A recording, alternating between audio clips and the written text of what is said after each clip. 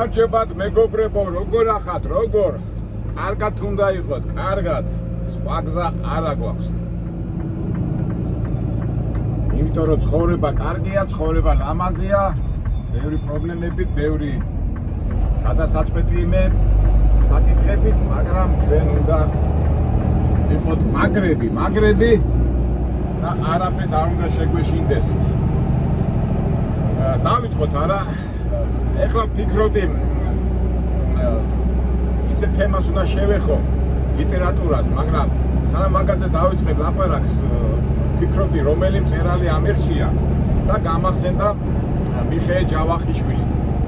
მე-20 საუკუნის კლასიკოსი მწერალი, თუ ილია ჭავჭავაძე იყო მე-19 საუკუნის მთავარი, ასე ვთქვათ, მამოძრავებელი და მამა, მე მიმაჩნია რომ ჯავახიშვილი არანაკლებია და მე-20 საუკუნის Continue on I-24.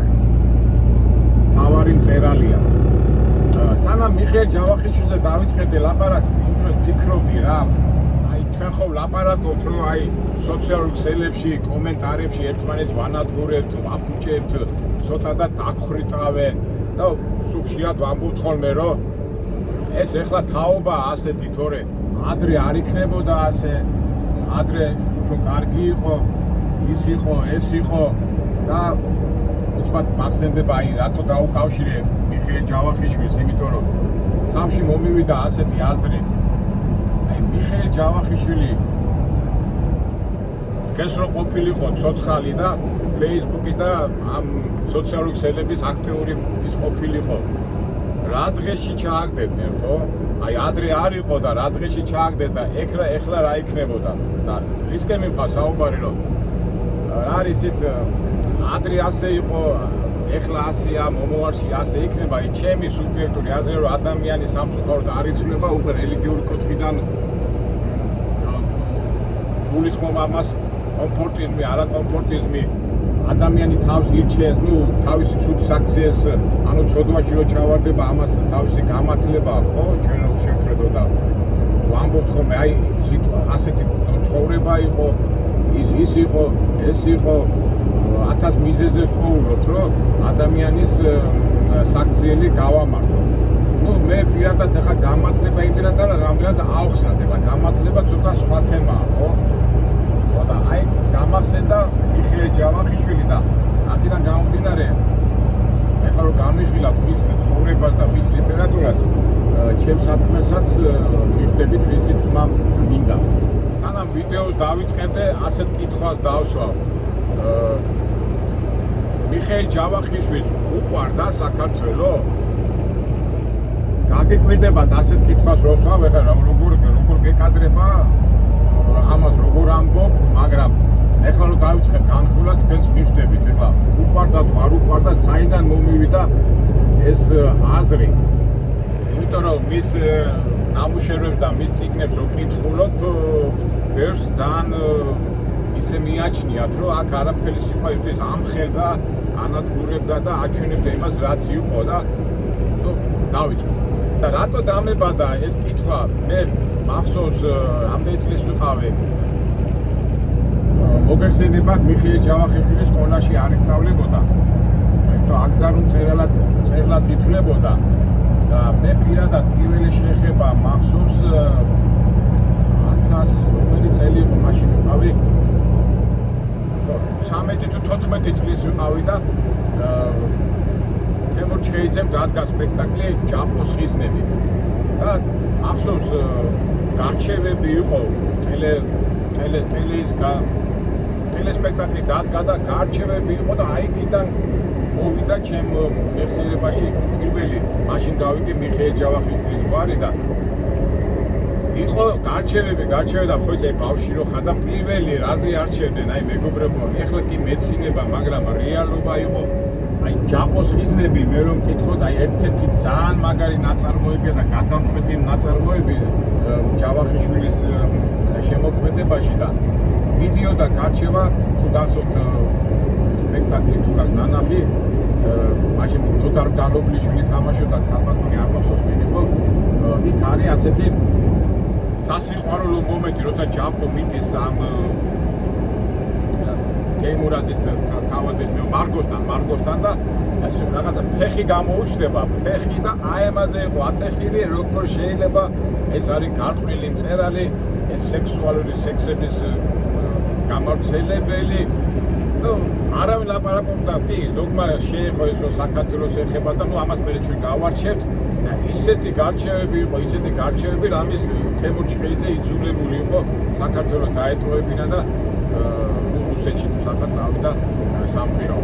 აი ესეთი გამოხმაურება იყო და პირველი შექმნება ხო იცით ბავშვი რო არის მე თქვენ ვინ იყო ეს მიხეილ ჯავახიშვილი რა არის რატო ასეთი საშინელება რატო ახასიათებენ ასეთ სულ კომუნისტების დრო იყო და ნუ რა თქმა უნდა მე ჩაუჯექი და უკვე ჩაუჯექი მიწიგნებს და გავიცანი ვინ იყო მიხეილ ჯავახიშვილი.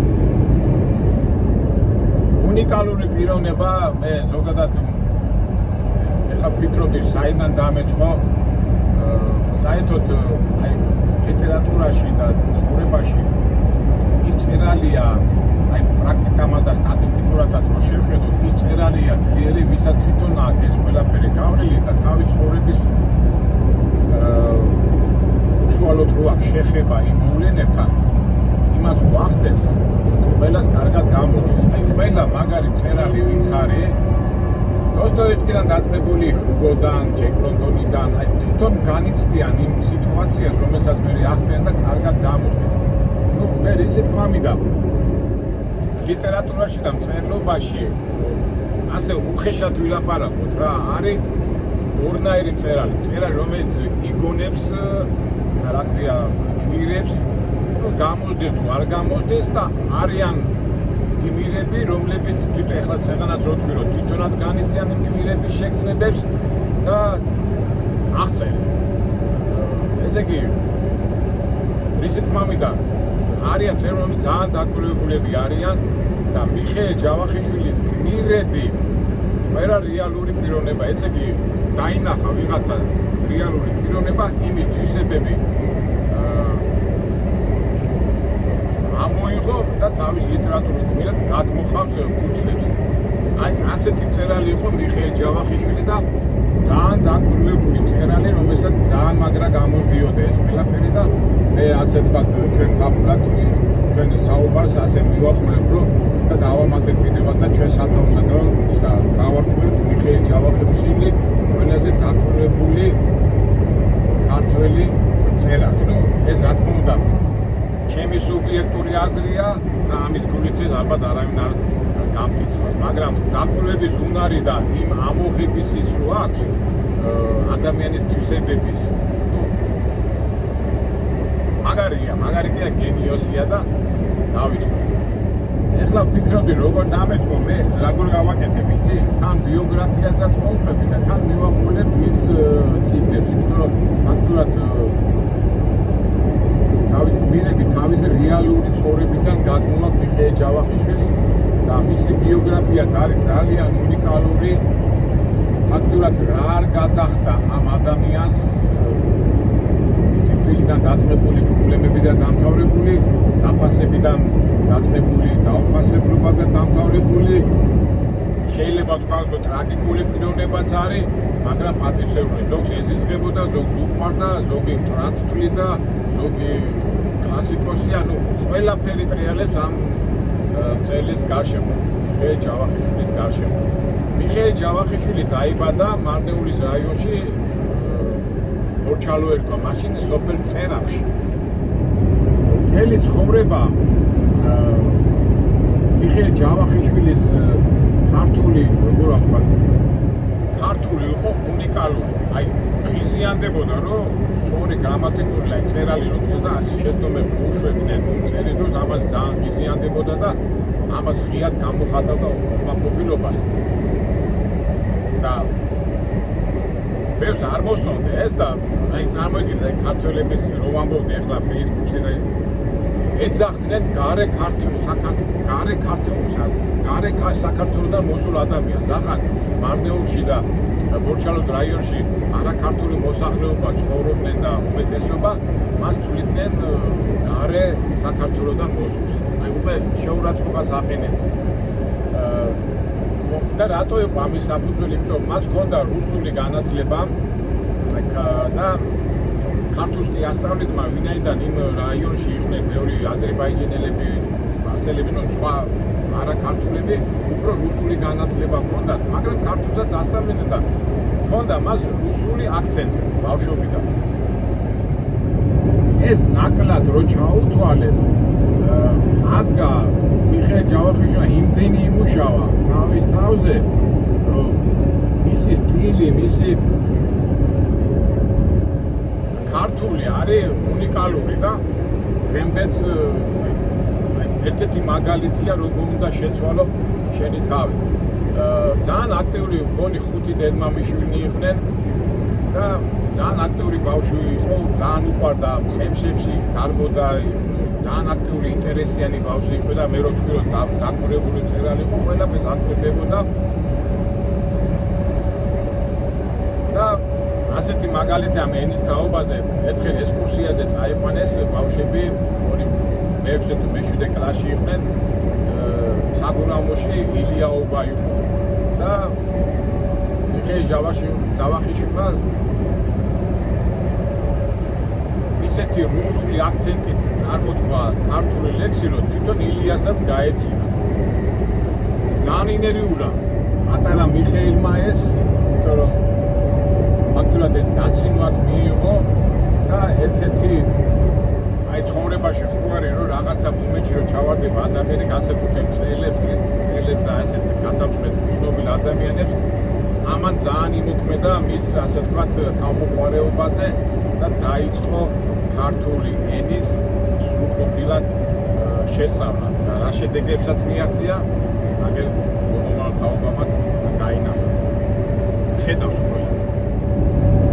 პატარა მიხეილ ძალიან უყვარდა კითხვა, ძალიან ბევრი წიგნები ჰქონდა წაკითხული, ფაქტიურად იმ სასწავლებლებში სულ გადაქექილი ჰქონდა ბიბლიოთეკები და მამის რჩევით უკვე რომ გაიზარდა, გადაწყვიტა მამა მუშია რომ მოდიო აგრონომი გახდიო და იალტაში გააგზავნეს სასოფლო-სამეურნეო ინსტიტუტში ისწავლობდა. აი, იქაც რუსულმა ძალიან იმოქმედა მასზე და მე რო ჩამოვიდა, მე უკვე ენაზე ასაცნობელს შეცვალა, მაგრამ მე სხვა რაღაცა მინდა თქვა, რომ პირველი თუ მეორე კურსის სტუდენტი იყო და საშინელი ტრაგედია მოხდა მის ოჯახში. 14 წელი დააყავდა და ვიღაცა ადგილობრივ გიჟი თუ გადარეული თავი რო პროვა უნდა ამ გუნდს მუტაცება და თავის მეგობრებთან ერთად რომ მოვიდა მიხეილ ჯავახიშვილის სახლში, სადაც დედა ეს მისი და დედა ერთად იწვნენ თურმე საწოლში და ვერ აგლიჭეს ეს იმუტაცების მიზნით ამ ყაჩაღები თუ რა დავარქვა ამ ადამიანებს და რა პრიმიტიული ის არის ხო და ეს დედა და შემოაკვდათ. აი ეს რაღაცა გაგიგიათ, ესე შენ გიდა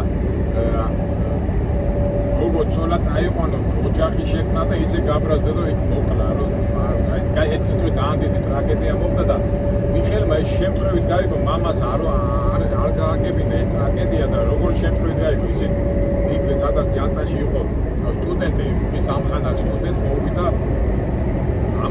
ამანათი იყო შეხვეული ქართულ გაზეთში და იმ გაზეთს რო გადახედა, იქ იყო ინფორმაცია რომ მისი და დედა ვიღაც ყაჩაღება ამე მოკლეს.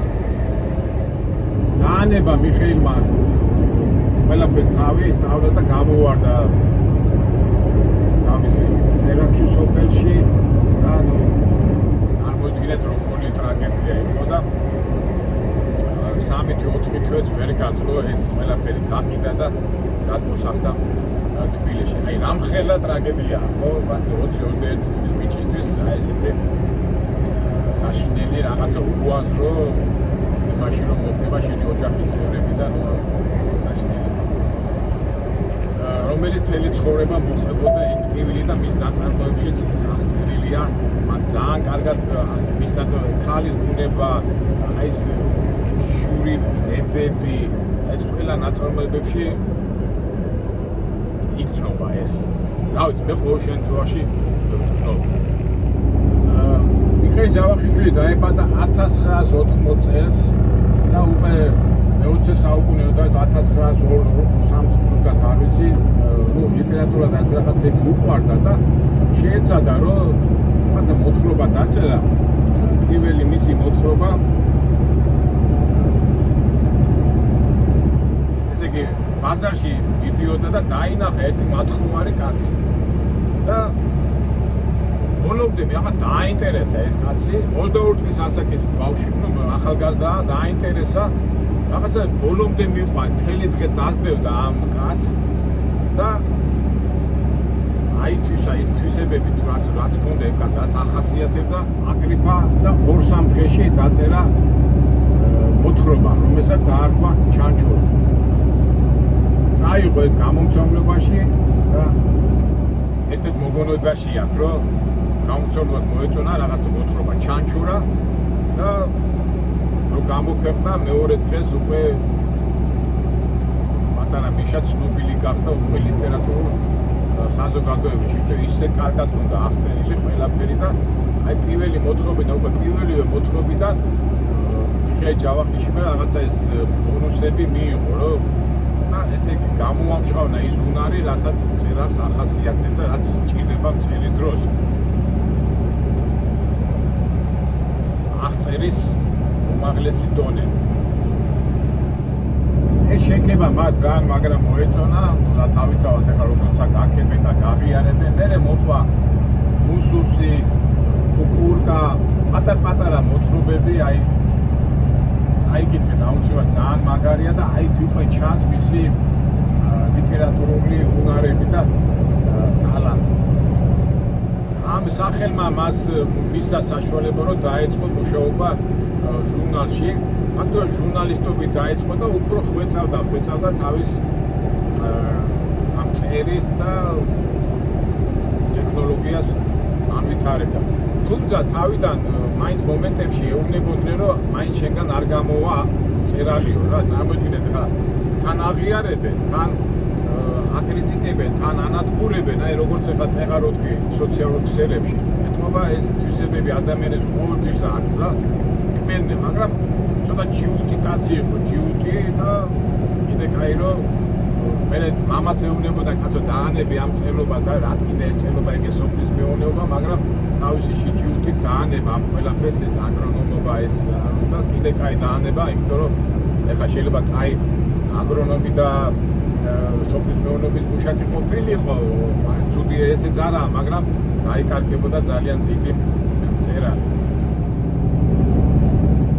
ლიტერატურულ წრეში უკვე სახელს იპოვებდა მიხეილ ჯავახიშვილი თავისი მოთხრობებით, მაგრამ ეროვნული ქართულ სურსაც არ შორდებოდა. აი მე რო გითხარით უყვარდა თუ არა მიხეილ ჯავახიშვილის საქართველო, იმიტომ რომ აკრიტიკებდა და მოგეხსენებათ ეხლა კრიტიკა ბევრს არ უყვარს, რატომაც თუ აჩვენე ის რაც შენია და რეალობა აჩვენე, ვიღაცას არ მოეწონება და ვიღაცას არ მოეწონება, მერე რომ მოგაკაროს ისეთი რაღაცა, რომ ნერვები დაგაწდეს და ამოგაგდოს ასე ვთქვათ დინებიდან. მაგრამ მიხეილი წეღანად ძალიან ჯიუტი და ისეთი მიზან დასახული ადამიანი იყო და ამ ყველა ცილისამების და იმებს უმკლავდებოდა. 1912 წელს თუ 1914 წელს ის მუშაობდა ჟურნალ კვალში და რუსეთის იმპერიას, ცოტა ქართული მიმართულებას ძალიან პოპულარობას უწევდა. ილია ჭავჭავაძის გზა იყო მისი მთავარი გზა იდეოლოგიაში და დაიჭირეს. ეხლა ზუსტად ყველაფერი კონკრეტულად არ მახსოვს, იმიტომ რაღაც პერიოდი, რომელიც ბევრი უცნობი მომენტებია მიხეილ ჯავახიშვილის ცხოვრებაში, რაღაც ავანტიურის სტილიც არის და ამას გეტყვით რატო ერთი წელი იჯდა ციხეში, გამოვიდა, მერე კიდევ რაღაც პრობლემები რო არ შექმნოდა და წავიდა სპასეთში, მაშინ რუსეთი ირანს ეომებოდა და ერთი წელი იყო ჯარში მეტკაცი რა, ჯარისკები დაჭრილები რო დაყავდა და მეტკაცი რა. ეხლა რატო თქვი მისი ავანტიურისტული სული აი 15 წელი და მე არც ამას არ შემცხება, იმიტომ რომ ენერგია ავანტურისტული ცუდი გაგებით კი არა, მაგრამ იმდენი რაღაცეები აქვს თავისი ნიუანსები, თავის მოთხრობებში, რომანებში, რომ მაგ სულის რო არ იყო, მაგას ვერ დაწერთ. ერთ-ერთი პირველი ავანტურა თუ აი კაი გაგებით ვიძახი რა, ცუდად არ ვიძახი. მიხეილ ჯავახიშვილის გვარი თავიდან რო დაიბადა, მისი გვარი იყო ადამაშვილი. რაშუაში ადამაშვილი თურმე მის მწოლია წინაპარი ადამი, რომელსაც ვიღაცას მოუკლავს ამ ადამს და რო გამოიქცა და ყოფილა თავის დროზე ეს ადამი ჯავახიშვილი.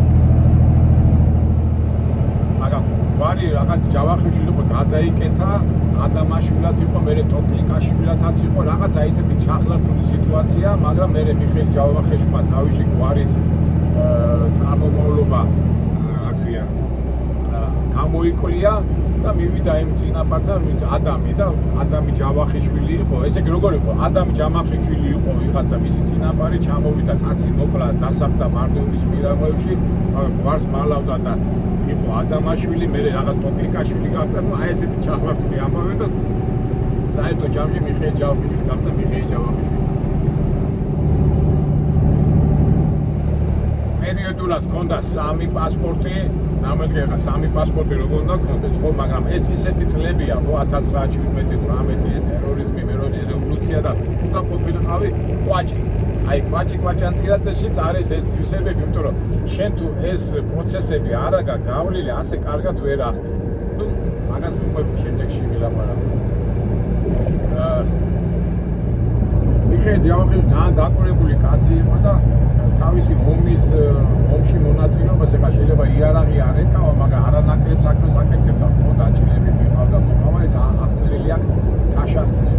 აღწერილი აქვს ეს მომენტი მის მოთხრობებში პატარა, რომელიც ომის პერიოდს აღწერს და პატარ-პატარა მოთხრობებში, მაგრამ კარგად აღწერს იმას, რაც არის ჯარისკაცის ფიქრები, იქ მაიმუნობები, იქ ფუტობები, აი რაც ომში და რაც ჯარში ხდება. ამიტომ რო ამბობენ ხოლმე რომ წერალი ეს არ არის ამ იცოდა მიხეილ ჯავახიშვილმა სიკვდილის ფასი, ჯერმა თავის ოჯახიდან გამომდინარე, მერე ომშიც იყო და ამას ყველაფერს აგროვებდა თავის გონებაში და პატარ-პატარა მოთხრობებში.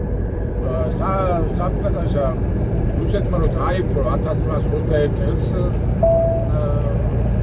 საქართველო გახსოვთ ხო, არის იყო აჯანყები 24 წლის ესეთი ორგანიზაციები იყო და მიხეილ ჯავახიშვილი გაწევრიანდა ერთ-ერთ მებრძოლებში, რომელსაც უნდათ საქართველო დამოუკიდებელ ყოფილიყო აჯანყებულთა შორის და საქმე მივიდა იქამდე, რომ მიხეილ ჯავახიშვილი უნდა დაემატებინათ და ასეთი მონაცემებია, ის მეგობრობდა უკვე ლიტერატურულ წრეებში ტიციან ტაბიძესთან, ბერუტი კიკოძესთან, აი ჩვენი კორიფეები, ლიტერატორები, რომლებიც იმ პერიოდში მოღვაწეობდნენ და რამდენიმე ადამიანი მივიდნენ, მაშინ სერგო ორჯონიკიძე იყო, საქართველოს გონე რეფორმის უფროსი თუ რაღაც ამის დამაგვარი და უთხრეს, რომ მოდი რა დაიჭერო ამ მიხეილ ჯავახიშვილსო, ძალიან დიდი მონაცემები აქვს ლიტერატურული და დაკარგავო საქართველოს დაკარგავსო დიდ მომავალს. და საოცრება იძახიან, რომ მაშინ რა ვიცი სერგო ორჯონიკიძე აი ხასიაძე იყო თუ რაღაცა და ხელი მოაწერა, რომ არ დაეჭირა. ეს მართლა უნიკალური შემთხვევა, ეს ის სერგო ორჯონიკიძეა, მეგობრებო, როდესაც ვაჟა-ფშაველას მიშვილი მიიყვანეს, რა ქვია იმას, რაზიკაშვილი გასახრეთად უთხრეს, კაცო, ესო ვაჟას ძმისშვილიაო და მოდი იქნებ გადავარჩინოთ და ვაჟა ძმისშვილი კი არა, ვაჟაც რო იყოსო, მე მაგასო მაინც არ ვაპატიებდიო. აი წარმოიდგინეთ, ის არ აპატია და ამ მიხეილ ჯავახიშვილს რაღაცა რო თქვა გავარდა ხლაპუშკა თუ რავი რა მოხდა, სერგო ორჯონიკიძემ გადაარჩინა მიხეილ ჯავახიშვილი და პატიმრობას. მე ასეთი საინტერესო მომენტია 1935 წელს მიხეილ ჯავახიშვილის ძალიან ცნობილი მწერალია მოსკოვში თვითონ სტალინმა დააჯილდოვა წითელი ვარსკვლავის ორდენით. ეს წითელი ვარსკვლავი მაშინ იყო ძალიან დიდი პატივისცემა და იქვე ყოფილა სერგო ორჯონიკიძე და რომ მიიღო ეს медаლი მიხეილ ჯავახიშვილმა გაიხედა სერგო ორჯონიკიძესკენ და აი თქვენი დამსახურება ესო რომ მე ამ ხელა რაღაცას მივახციო და სერგო ორჯონიკიძე გაიქრა არ ახსოვდა მინიმუმს და მე კი ესეო ესიამონო და მე სტალინმაც გაიქრა რა მოხდაო და აი ეს მაგალითი მოყვეს ეს ისტორია როგორ გადააჩინა სერგო ორჯონიკიძემ მიხეილ ჯავახიშვილი.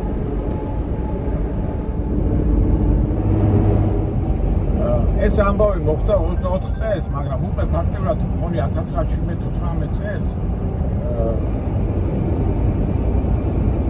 მიხეილ ჯავახიშვილის დაწერილი ქონდა ეს არსენა მარაბდელი, ეს დიდი რომანი და ამანად დიდი პოპულარობა მოუტანა და თვითონ სტალინსაც მოსწონდა ეს რა ქვია არსენა მარაბდელი და იძახიან როგორც ვთქვენ სამაგიდო წიგნი იყო რა ვიცი შემთხვევაში ასე იძახიან და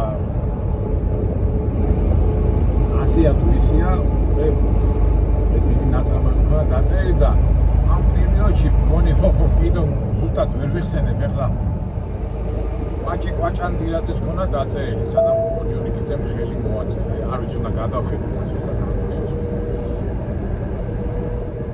მაგრამ უყურეთ 24 წელს კი გაუშვეს რა ქვია მიხეილ ჯავახიშვილი არ დახვრიტეს და არ დასაჯეს მაგრამ მისი წიგნების დაბეჭდა მგონი 15 წელი აკრძალული იყო რა სადაც ასეთი მიახლოება და ამიტომ მიხეილ ჯავახიშვილი არ ჩანს არსად არ ჩანს იმიტომ არ უშვებთ თუმცა მე უკვე სტალინის მეუხებით რაღაცა ისე 33-34 წელს ისევ დაიწყეს მისი წიგნების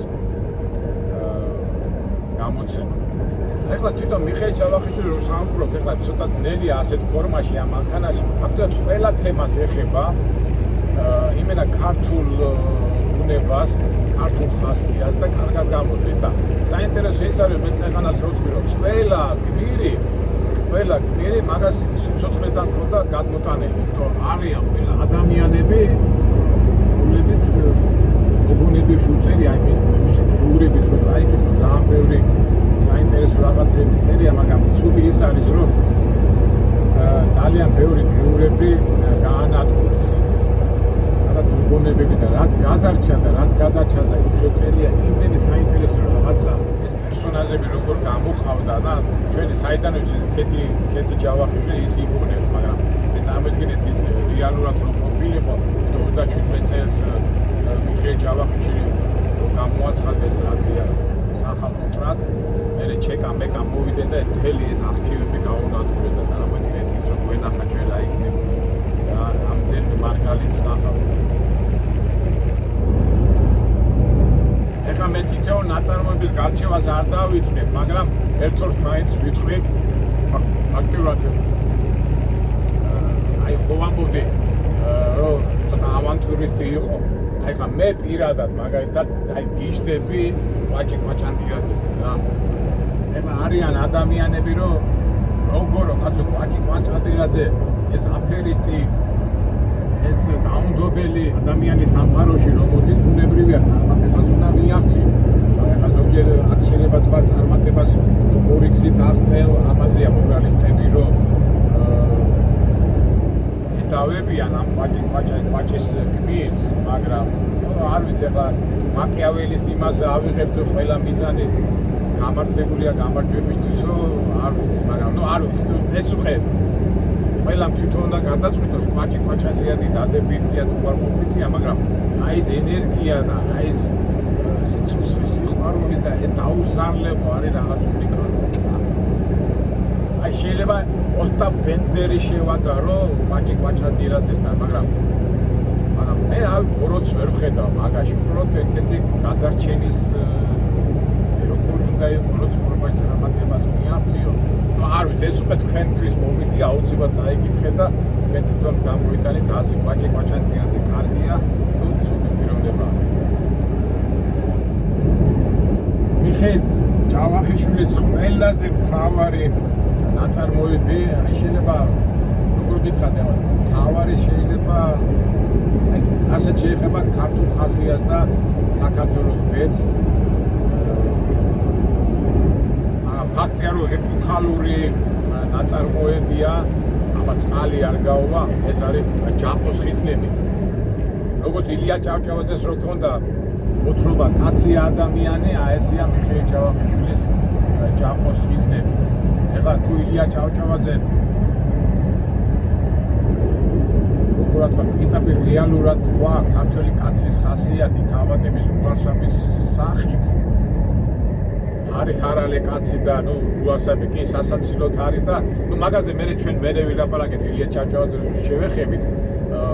მაგრამ ჯაყოს ხიზნებში აი მე ხო ვამბობდი გარჩევაში შიშველი ფეხი დაენა იმაზე ააწყვეტ. არა ძმაო, ეს არის უნიკალური აი თავადი თეიმურაზის სახით როგორ დაკნინდა საქართველოს და ვიღაცა ენერგიამ ჯაყომ ეხლა იმას კი არ ვიცახე ოსია და რაღაც თვითონ ენერგია რომ მოვიდა და ისე დაკნინდა, ისე გაჩაჩანაგდა.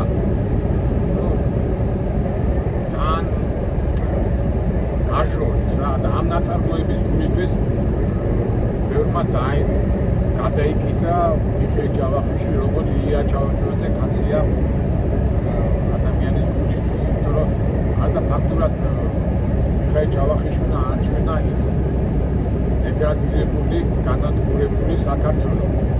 ასეთი თემური სახით, ამაზე ბევრი გარჩევებია და რაღაც უხილავი ძალა, დიდი ძალა კომუნიზმის თუ რავი, ბოლშევიზმის თუ რუსეთის თუ რაღაცის საქმე ჯაყომ დაეპყრო და ის ღირებულიც კი თეიმურაზის არა მარგოა მოდიში მარგოა საქართველო თუ თეიმურაზი. მარგო რომელიც აი ესე პატრონი არა ხო მარგოა საქართველო მერევა ხო ეს ცუდი ფორმა არა ის მანქანაში და მარგოს რომ პატრონი არ ყავდა დაეუფლა ვიღაცა ვერული გიჟი გადარეული ჯაყო და აი დაკნინება ძალიან ტკინეული თემა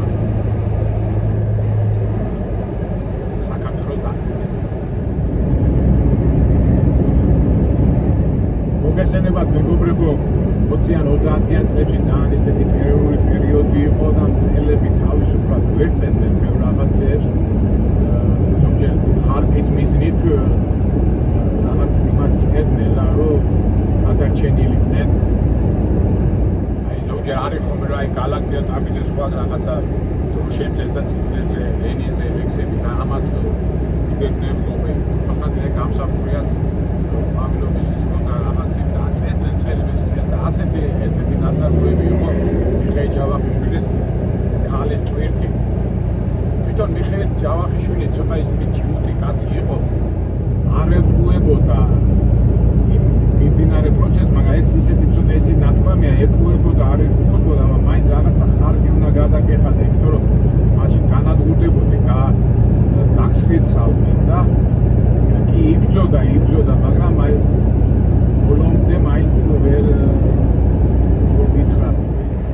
აი ადვილია შორიდან რო უყური პერიოდში, აი დღევანდელ დღესაც, აი კომფორტიც რო ვეძახით, ხო, ბევრი ადამიანი რაღაცა უნდა დათმოს, რაღაცა რო გადარჩეს, ეხლა მე ცოტა ცუდ სიტყვაში უნდა შეძრეს, რაღაცა ვიღაცა მათხალენი გახდეს, რაღაცა იმიტომ სხვანაირად ვერ გადარჩები და სამწუხაროდ ადამიანებს დღევანდელ დღესაც და არა დღევანდელ ადამიანებს ეს ახასიათებს.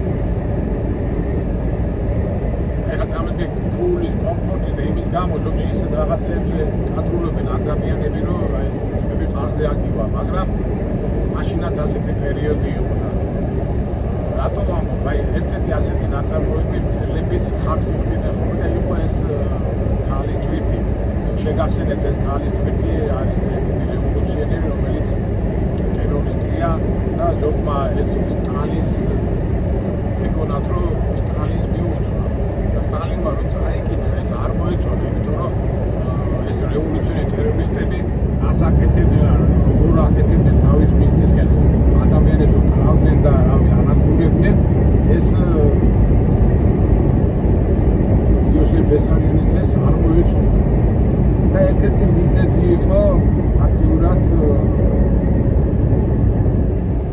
განადგურების. ამიტომ 35 წელს თვითონ სტალინმა გადასცა წითელი ორდენი პატივისცემის და 37 წელს განადგურა. მანდ ახლა ძალიან ბევრი რაღაცეებია ბერიასაც ძალიან ცნობილი ამბავია ბერიასთან ურთიერთობა.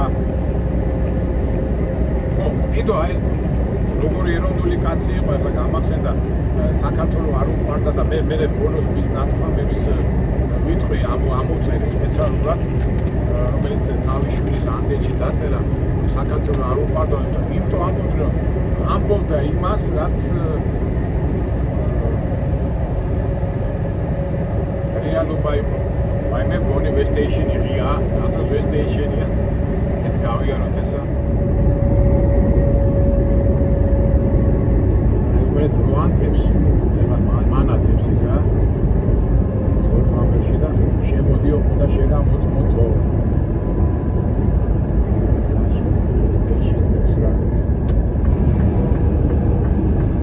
შეიძლება კაი რაღაცები ლაპარაკოთ, მაგრამ ცხოვრება თავისას ითხოვს რეალობაში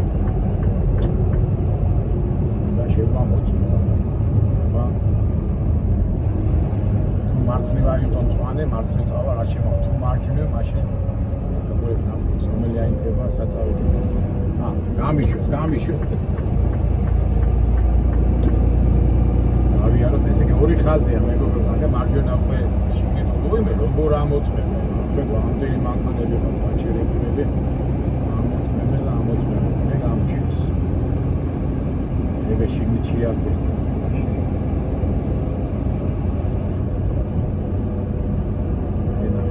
შემოწმებენ. საერთოდ შემოწმება ბოლოს არ გყავს ხო?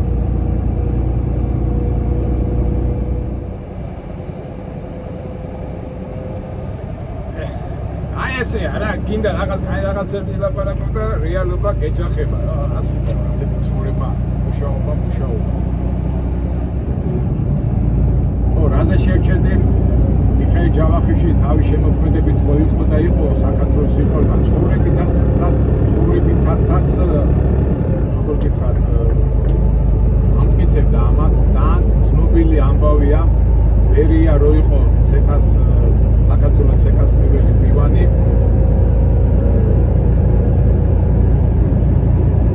არ ვიცი საიდან მოვიდა თავში თუ რა უნდა და არ ვიცი დღევანდელი მეტეხი რო არის მეტეხის ეკლესია იქ ადრე იყო ციხე და ვიცი რევოლუციონერები მან ისნენ ასე და გადაწყვიტეს რომ ვინ უთხრა რომ ეს 12 საუკუნის შუშანიკის საფლავზე აშენებული ტაძარი უნდა დაეკრიათ.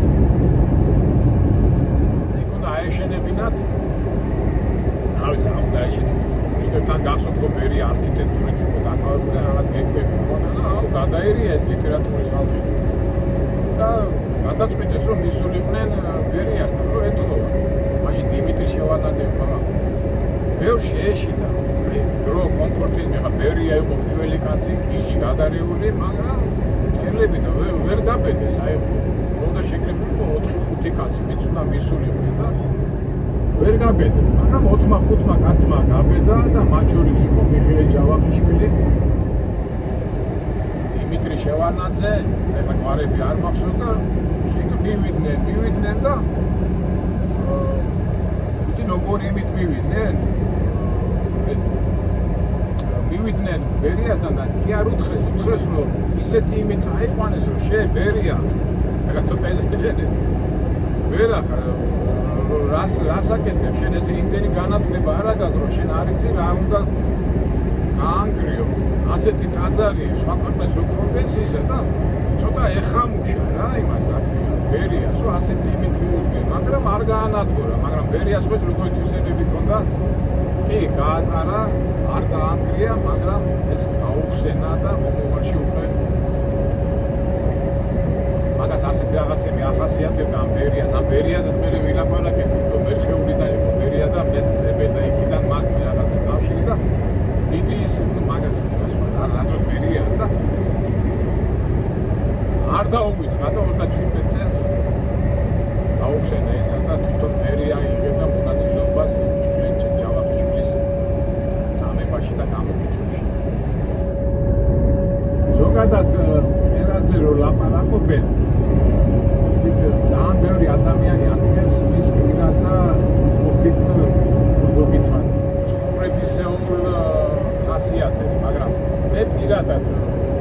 ადამიანი ზოგს ამწყარი მოსვლა ზოგს ყველას აქვს თავის თვისებები, მაგრამ მე მგონია რომ წერალი და საზოგადო მოღვაწე უნდა შეფასდეს მისი ნაშრომებით და ნაწერებით. რა მე ასე უყურებ ხომ, თორე ზოგი არის ხომ იხსენებენ ასეთი იყო, ისეთი იყო, ასეთი იყო, მაგრამ ფაქტია რომ მიხეილ ჯავახიშვილი პირდაპირ ხმელი ადამიანი იყო და ეს ბევრს არ მოსწონდა.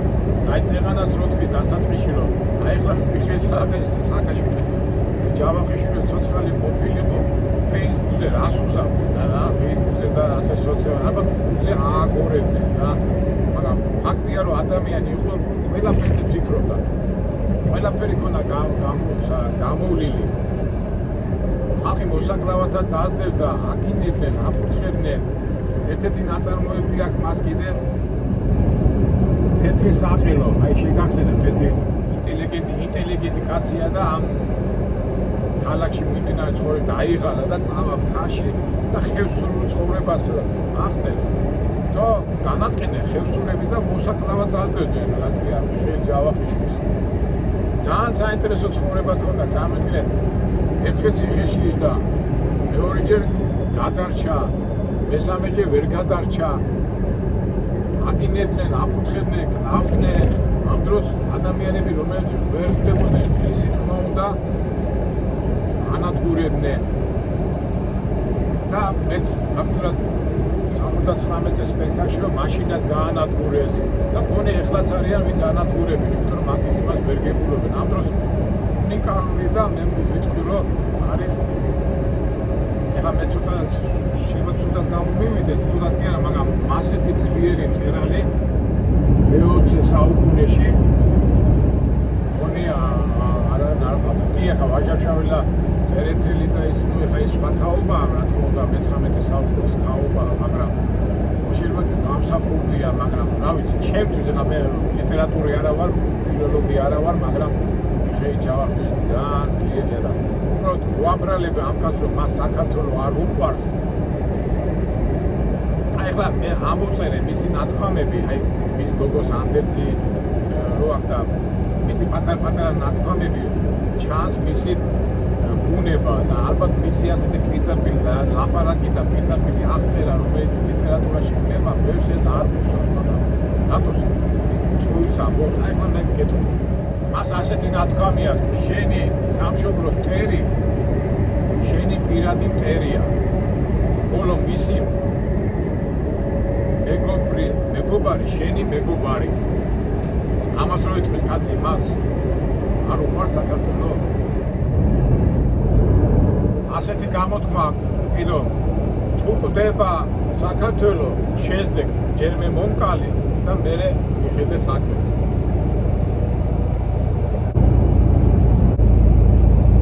ეს ახლა მე ცოტა ამოვწერე და იქნა მახსოვს ბევრი ამონაწერებია. ბალზაკმა თქვა თუ საზოგადოებამ მოითხოვა მე მისი მდივანი ვარო და მიხეილ ჯავახიშვილი იწახის თუ საქართველოს მოითხოვა მე მისი მონა ვარ. ეხლა ამისთან ადამიანზე იტყვი რომ საქართველოს არ უყვარს. უბრალოდ მიხეილ ჯავახიშვილი ვერ ზუსტად იმას ამბობდა, რასაც ხედავდა და ამისთვის აკრიტიკებდნენ და ანადგურებდნენ. აი ხა მეც ამოდენიმე ამონაწერს ვიტყვი. ვაი იმ საზოგადოებას, რომელიც მარტო ვაჭრობს და უი იმას, ვინც მარტო რაინდობს. აი ხედავთ, მაგის ფსიქოლოგია, აი მაგის ასეთი ძირითადი ხაზი არის, ყველაფერი ერთად უნდა იყოს, დასავლეთით, აღმოსავლეთით, სიღარიბეც, სიმდიდრეც, აი მისი ერთ-ერთი ხაზია, მისი აზროვნების, მის ლიტერატურაში, მის ნაწარმოებებში ამას უბრალოდ გრძნობს. აი ამ გამოთქმაზე, რა თქმა უნდა, ბევრი ეტაკებოდა რა და ნახეთ უკვე რა უწერია. ქართველი ხალხი მუდამ ერთმანეთის ჭამით იყო მაწყარი. ეხლა წამოდგინე ამას მეთხე, რომ გეტაკება, როგორ პეტავ ამას, ხო? მაგრამ ის რასაც ხედავდა, იმას ამბობდა. აი ახლა ამას როგორ დაეთანხმები, უყურეთ რა უწერია. ანგელოზი, საღორეშიც ანგელოზია, ღორი კი 64-შიც ღორია. არ არის მართალი? მართალია. ზოგზე იტყვიან ჩაძაღდაო, არა.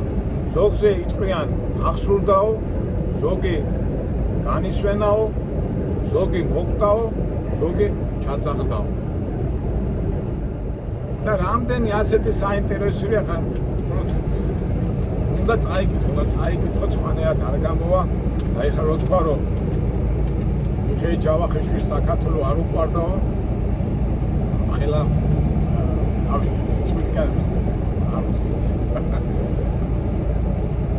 ებილი უნდა იყო და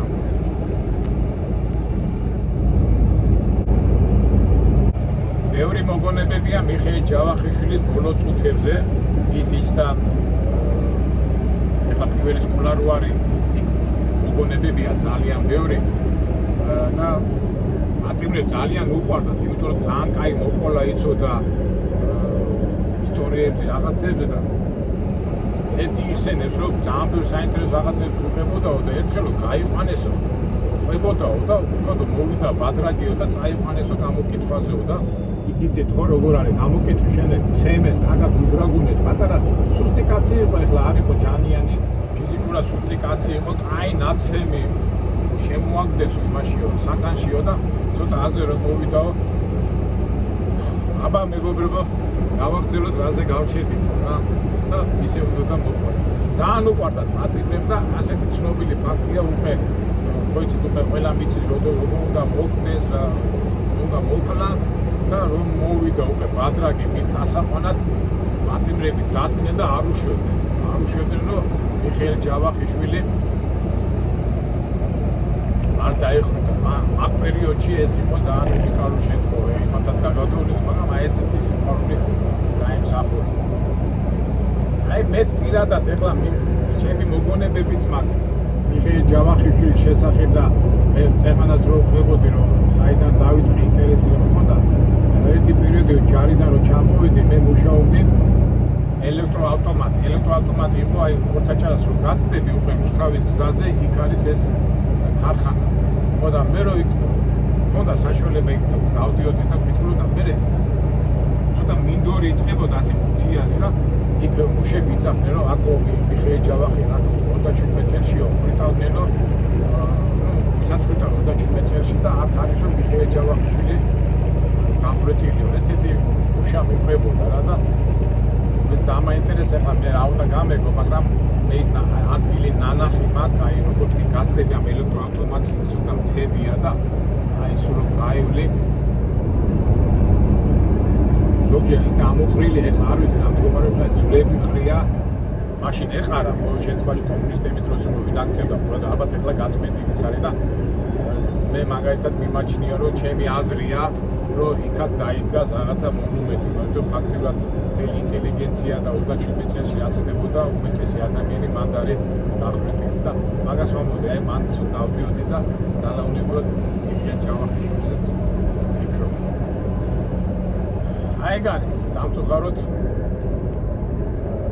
არ ვიცი ადამიანებს არ ვაფასებთ ადრეც ეხლაც ზოგადად ეს ასია მაგრამ მე რითაც დავიწყე საუბარი რომ ეს ხალხი არ იცვლება ადრეც იყო ცუდი ხალხი ეხლაც არის ცუდი ხალხი ადრეც იყო უაზრო მოქმედებებს ვაკეთებ და ვერ აზროვნებს ეხლაც არის მაგრამ ეს იმას არ ნიშნავს რომ ჩვენ მომავალს იმედით არ უყუროთ და კარგად არ მოვიქცეთ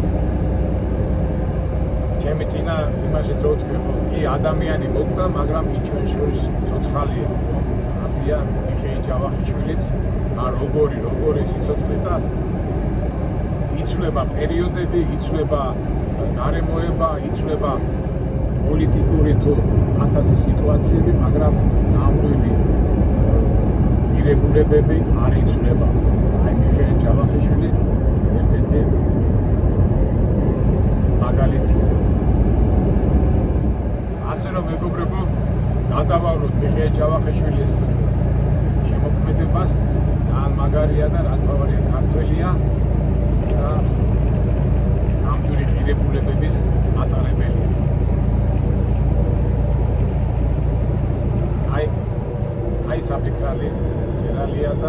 არა წერალი არამედ საქართველოს პიროვნება სული და გული. კარგით აბა მეგობრებო, დაგემშვიდობებით ჩვენც აი ესეთი ფორმით, მე სულ ვიძახი, აი ესეთი ფორმით თქვენთან ერთად ვფიქრობ, თქვენთან ერთად განვიხილავ და მე ჩემ ფიქრებს გიზიარებთ. შეიძლება ცოტა ისეთი ფორმატი არ არის ეს. ნამდვილად არ არის მოხერხებული ამ ტარების დროს რაღაცები იფიქრო ილაპარაკო, მაგრამ ალბათ მოვა დრო და ჩვენ შევხვდებით წყნარ სიტუაციაში და უფრო ლამაზად და გემრიელად განვიხილავთ ყველაფერს. მე კიდე ისე და ისე გისურვებთ ბედნიერებას, სიხარულს და ყველაფერ კარგს. მომავალ საინტერესო ვიდეოებამდე.